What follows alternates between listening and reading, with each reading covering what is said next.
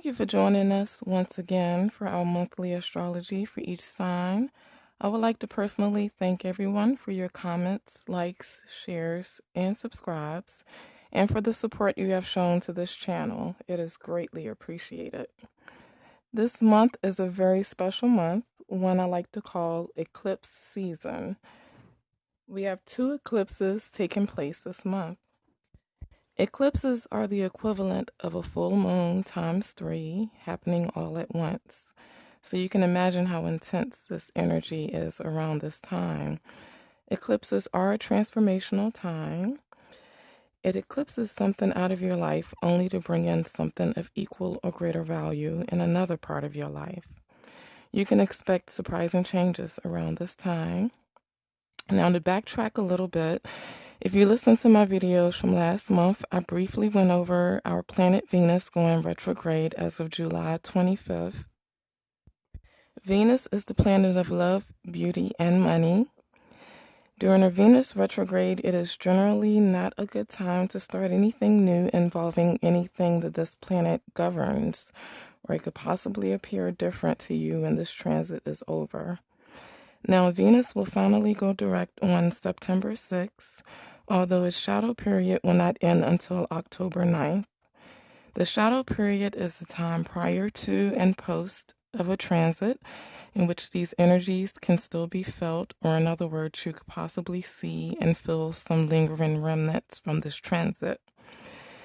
Then we have Mercury going retrograde on September 17th. Mercury's shadow period started the end of August.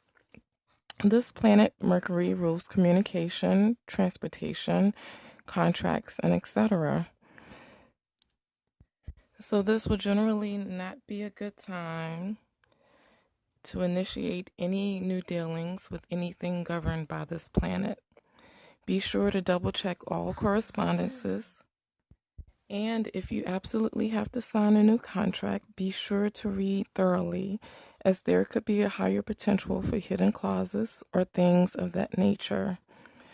Mercury won't go direct again until October 8th, with this post-shadow period lasting until the 24th of October.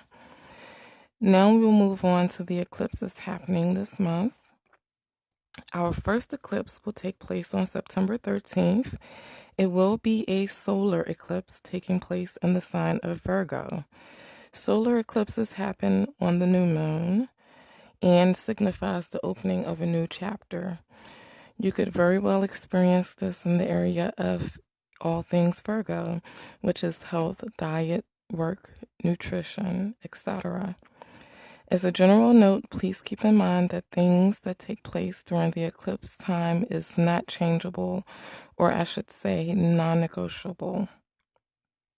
Small little disclaimer. Now, our second eclipse will take place on September 27th. This will be a lunar eclipse taking place in the sign of Aries. Lunar eclipses take place on a full moon and brings a closing of a chapter, an ending to something in your life.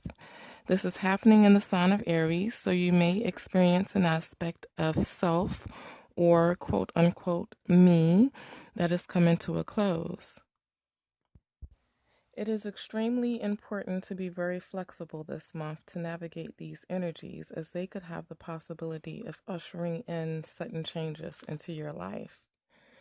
You may feel as though you are in Mercury waters, where this whole month things are ending, but new things are coming in at the same time. Just be patient, ride the waves, and allow new things to enter into your life. As a side note, Venus and Mercury retrograde energies will be clear in mid-October.